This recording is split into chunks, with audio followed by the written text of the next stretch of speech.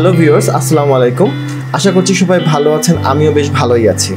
Thumbnail দেখে আপনারা বুঝে গেছেন আজকে আমার ভিডিওর টপিক সেন্ট মার্টিন। হ্যাঁ, তবে একটু অন্যভাবে।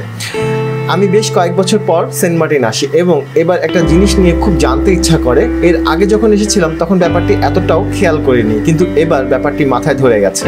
সন্ধ্যার পর মোটামুটি সব দোকানে লাইট জ্বলছে, টিভি চলছে, ফ্রিজ চলছে, কিছু কিছু হোটেলে এসিও চলছে। এই ব্যাপারটা আমাকে বেশ ভাবিয়ে তোলে।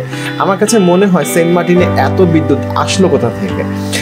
এখানে বড় রকমের কোনো পাওয়ার প্ল্যান্টের কথা আগে কখনো শুনিনি। তাহলে কি টারবাইন টাইপের কোনো কিছু থেকে বিদ্যুৎ উৎপন্ন হচ্ছে, অথবা বড় পরিসরে কোনো সোলার প্যানেল? এখন সেটাই দেখার বিষয়। আমি এবং আমার বন্ধু রাস্তায় বের হই বিদ্যুতের সন্ধান করতে, এবং রাস্তায় বেরিয়ে দেখি বিদ্যুতের বেশ কিছু খাম্বা লাগানো হয়েছে এবং সেখানে সার্ভিস লাইন লাগানো হয়ে গেছে। তার মানে এখানে অবশ্যই কোনো পাওয়ার প্ল্যান্ট রয়েছে, সেটি বড় ছোট যাই হোক, পাওয়ার প্ল্যান্ট আছে।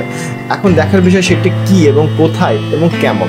চলুন আমাদের সাথে আপনারাও এক্সপ্লোর করবেন সেন্ট মার্টিন পাওয়ার প্ল্যান্ট। সেখান থেকে বিদ্যুৎ সরবরাহ হচ্ছে সমগ্র সেন্ট মার্টিনে। আমরা সেন্ট মার্টিনের ঠিক মাঝামাঝি একটি জায়গাতে চলে এসেছি এবং এখানে এসে দেখছি প্রচুর পরিমাণে সোলার প্যানেলের প্লেট লাগানো রয়েছে, যার মাধ্যমে সূর্য থেকে বিদ্যুৎ গ্রহণ করা হচ্ছে এবং সেই বিদ্যুৎ পুরো সেন্ট মার্টিনে সরবরাহ করা হচ্ছে। সম্ভবত এটি একটি বেসরকারি প্রতিষ্ঠানের মাধ্যমে পরিচালিত হচ্ছে। আমার মতে নিঃসন্দেহে প্রতিষ্ঠানটি প্রশংসার দাবি রাখে। সো ভিউয়ার্স, আমার ভিডিওটি যদি আপনাদের কাছে ভালো লেগে থাকে এবং আপনি যদি চ্যানেলে নতুন হয়ে থাকেন, তাহলে অবশ্যই hit the subscribe button and stay tune with us. Thank you very much. Have a good day.